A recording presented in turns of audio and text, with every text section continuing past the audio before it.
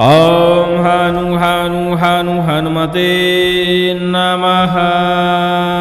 ओम श्री रामाय नमः। सभी लोगों को जय श्री राम, जय हनुमान जी महाराज की। आज आप हनुमान जी महाराज का एक शक्तिशाली शाबर मंत्र है जिसका विधि विधान आप हमारे इस वीडियो में जानने वाले। हमारे चैनल पर आपने अनेक शाबर मंत्रों को श्रवण किया होगा, अनेक मंत्रों की साधना भी करी होगी, लेकिन कुछ मंत्र ऐसे भी होते हैं जो सुनने मात्र से ही आपकी बाधाओं का हरण करने लगते हैं। ऐसा यह मंत्र भी एक मंत्र है। इस मंत्र को भी कोई व्यक्ति लगातार श्रवण करता है तो उसके शरीर से भूत प्रेत की बाधा, बरम खब्बी श्मशान की बाधा, चुड़ैल डायन की बाधा, तंत्र टोना टोटका तुरंत ही दूर होने लगते हैं। लेकिन श्रवण करने से 10 से 20% ही लाभ हो पाता है।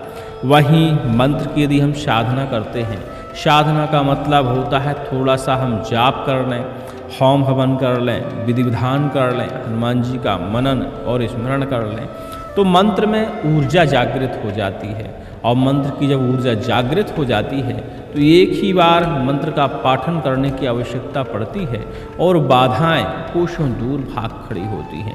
कहने का मतलब हमेशा के लिए दुष्ट बाधाओं से मुक्ति मिल जाती है। यह मंत्र हमने श्रवण कराने के लिए लगातार ही उपलब्ध कराया है। डिस्क्रिप्शन में सबसे ऊपर ही आपको लिंक मिल जाएगा। उस लिंक पर क्लिक करके हनुमान जी महाराज का यह शाबर मंत्र आप लगातार श्रवण करके लाभ ले सकते हैं। श्रवण करने से बहुत सारे फायदे होते हैं। एक तो आपको श्रवण करने से ये पता चल जाता है कि आपके ऊपर यह मंत्र प्रभावशील है या नहीं, क्योंकि सुनने मात्र से ही कुछ ना कुछ लक्षण शाबर मंत्र जरूर निकाल के देता है। जैसे कि रोए खड़े हो जाना, घबराहट होने लगना, उल्टी महसूस हो जाना, या असाध्य कोई समस्या है, रोग बाधा है, तो उसमें 5 मिनट के ही अंदर आपको राहत महसूस हो जाना। ऐसे लक्षण जब निकल के आते हैं तो हमें समझ लेना चाहिए कि यह मंत्र हमारी बाधाओं का हरण कर सकता है और फिर उस मंत्र का हमें उपाय कर लेना चाहिए। अब कुछ लोग होते हैं कि उपाय करने में असक्षम होते हैं, वो जाप ताप साधना सिद्धि कुछ नहीं कर पाते, क्योंकि या तो समय का अभाव होता है या शरीर उनका साथ नहीं देता। तो ऐसे लोग मंत्र को लगातार श्रवण करके ही लाभ ले सकते हैं। हाँ, तत्काल में जरूर 10 से 5% लाभ होता है, लेकिन लगातार ही मंत्र को यदि हम श्रवण करते रह जाएं तो धीरे धीरे बाधाओं का हरण होना शुरू हो जाता है। श्रवण करने के देखो भैया तरीके होते हैं। कई लोग म्यूजिक समझ के मंत्रों को सुना करते हैं। एक आसन पर बैठ जाइए, हनुमान जी महाराज का या जो भी मंत्र आप श्रवण कर रहे हों उस मंत्र के इष्ट का ध्यान करिए, अपनी आंखों के बीच में उसका ध्यान करिए, मन ही मन प्रार्थना करिए और फिर मंत्र को लगातार श्रवण करिए। ज़्यादा नहीं श्रवण कर पाते, 10 ही मिनट श्रवण करिए, उतने में ही मंत्र लक्षण आपको निकाल के दे देगा। हाँ, ध्यान करना बहुत ज़रूरी है, क्योंकि जब हम ध्यान करते हैं तो मंत्र की ऊर्जा तरंग सीधे हमारे कानों के माध्यम से हमारे शरीर में प्रवेश कर जाती है और बुरी शक्तियाँ बाहर निकलना शुरू हो जाती हैं। अब कुछ लोगों का कहना होता है कि हमको तो भूत प्रेत बाधा है ही नहीं, हमको क्या लक्षण आएगा। तो देखिए भैया, स्वस्थ व्यक्ति को भी यही लक्षण आते हैं। हर व्यक्ति को कोई ना कोई तकलीफ तो होती ही है, उसमें उसे राहत मिलती है, शरीर में हल्कापन महसूस होता है, रोए तन्नाते हैं। ऐसे कोई भी लक्षण यदि उसे मिल जाए तो उसे ये समझ लेना चाहिए कि यह मंत्र उसके शरीर की ऊर्जा से मैच कर रहा है और फिर उसे उस मंत्र की साधना करने का प्रयास करना चाहिए। मंत्र की साधना कैसे करनी चाहिए आप इस वीडियो में जानने वाले हैं। तो इस मंत्र की साधना करने के लिए पहले तो मंत्र को श्रवण करते हुए आपको कंठस्थ कर लेना चाहिए।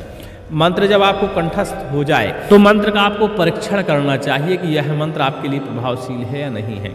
कोई भी व्यक्ति परेशान नजर आता है, तंत्र टोना टोटका से व्याधियों से परेशान है, नज़र से परेशान है, तो इस मंत्र से आप झाड़ा लगा सकते हैं और जब झाड़ा लगाते हैं तो तुरंत ही आराम महसूस हो जाता है। तो यदि सामने वाले को आराम लग जाए या आपको स्वयं ही आराम लग जाए तो आपको समझ लेना चाहिए कि यह मंत्र आपको सिद्ध हो जाएगा।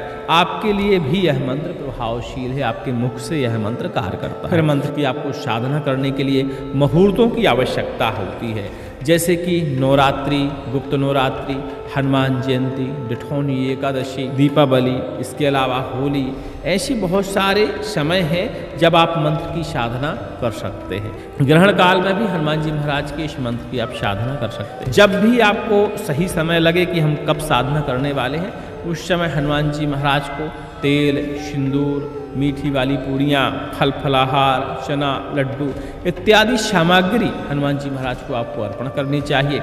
हनुमान जी महाराज के सामने बैठकर प्रार्थना करनी चाहिए कि भगवान हनुमान जी महाराज, आप इस कराल काल कलयुग में प्रत्यक्ष रूप से विद्यमान हैं। इस मंत्र के जरिए हम आपका स्मरण करने जा रहे हैं। इस मंत्र में या इन शब्दों में इतनी ऊर्जा आप डाल दीजिए कि हमारे घर परिवार की बाधाओं का हरण हो जाए। इस मंत्र का या इन शब्दों का हम परोपकार में भी प्रयोग करें पूर्ण श्रद्धा से, तो सामने वाले की बाधाओं का भी हरण हो जाए। ऐसी प्रार्थना करते हुए हनुमान जी महाराज को सारी सामग्रियाँ आप अर्पण कर दीजिए, प्रार्थना कर लीजिए। ये भी प्रार्थना करिए कि हम कलियुगी प्राणी हैं, पूजा भक्ति पाठ मंत्र तंत्र विधि विधान आपका कुछ नहीं जानते।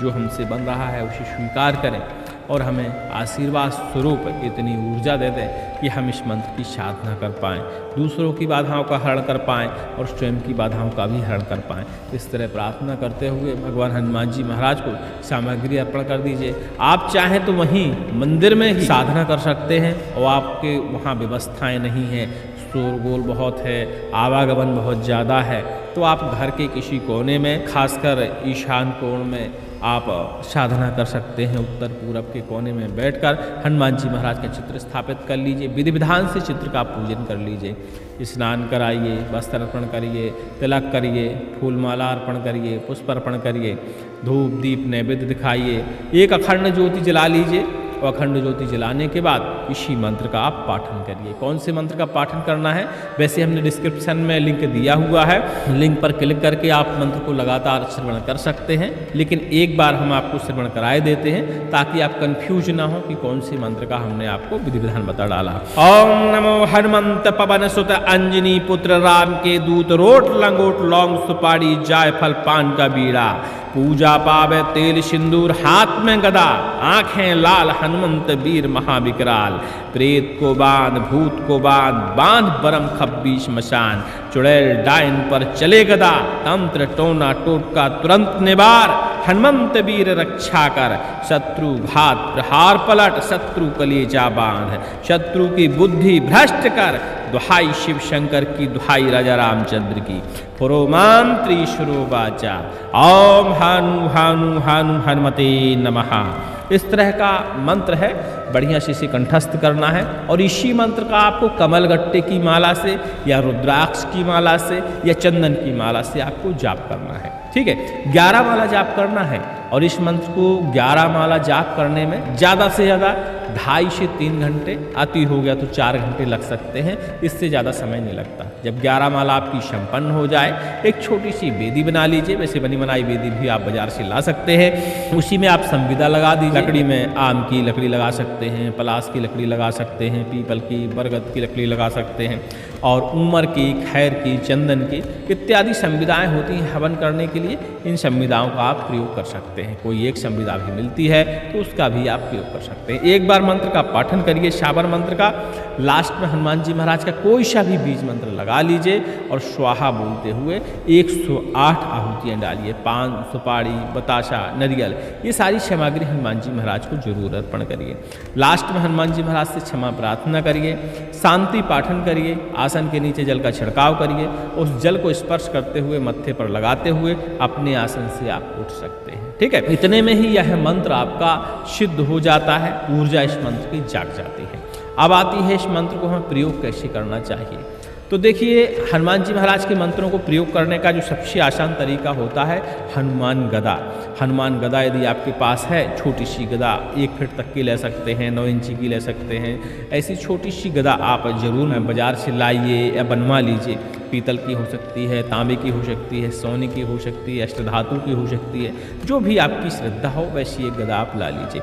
और जब अपनी पूजा का आप शुरुआत करें, मंत्र का जापन शुरुआत करें, उसी समय गदा को भी स्थापित करिए और गदा का भी विधिवत पूजन करिए, स्नान ध्यान धूप दीप नैवेद्य के साथ। ठीक है, और जब आपका मंत्र का जापन संपूर्ण हो जाए, हवन संपूर्ण हो जाए, तो हवन में जो धुआं निकलता है उस धुआं को गदा को जरूर दिखाइए और हनुमान जी महाराज से प्रार्थना करिए कि इस गदा में इतनी ऊर्जा भर दें, इतनी शक्ति भर दें कि जिसकी तरफ भी यह गदा हम दिखा दें, जिसको भी इस गदा से हम झाड़ा लगा दें, उसके ऊपर चाहे किसी भी प्रकार की नकारात्मक ऊर्जा हो वह भस्म हो जाए, वह दूर हो जाए, नष्ट हो जाए, उसके ऊपर वज्र प्रहार पड़ जाए ताकि सामने वाले व्यक्ति के ऊपर से बाधाएं हट जाएं। इस तरह प्रार्थना आपको कर लेनी चाहिए। अब आती है कि झाड़ा कैसे लगाना चाहिए। तो झाड़ा लगाने के देखिए मंत्रों के अनेक तरीके होते हैं। आप चाहें तो अपने क्षेत्रीय तरीके से झाड़ा लगा सकते हैं, आप चाहें तो गदा अपने हाथ में ले लीजिए, मंत्र का पाठन करिए और गदा से आप झाड़ा लगा सकते हैं, सिर के ऊपर से घुमा सकते हैं, फूंक लगा सकते हैं, कान में मंत्र का फूकन कर सकते हैं, जल अभिमंत्रित करके पिला सकते हैं, जल के छींटे लगा सकते हैं। हनुमान जी महाराज का श्रृंगार जैसे तेल, सिंदूर, रोट, लंगोट, नरियल, फल फलाहार, लड्डू इत्यादि सामग्री आप एक थाल में सजाकर इसी मंत्र का पाठन करते हुए रोगी के ऊपर से उतारकर हनुमान जी महाराज के मंदिर में आप अर्पण कर सकते हैं।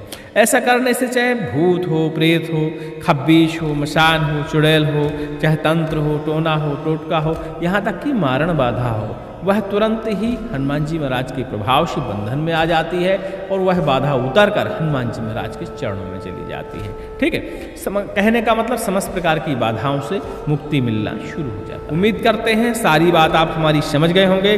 अधिक जानकारी के लिए टेलीग्राम में आप संपर्क कर सकते हैं। डिस्क्रिप्शन में टेलीग्राम का लिंक आपको उपलब्ध हो जाएगा और टेलीग्राम पर ही हमारा आपको नंबर उपलब्ध हो जाएगा, जहाँ आप बताए गए समय अनुसार आप हमसे बात भी कर सकते हैं, मंत्र के बारे में भी पूछ सकते हैं और भी कोई जानकारी चाहिए हो तो उस विषय में भी आप सलाह ले सकते हैं।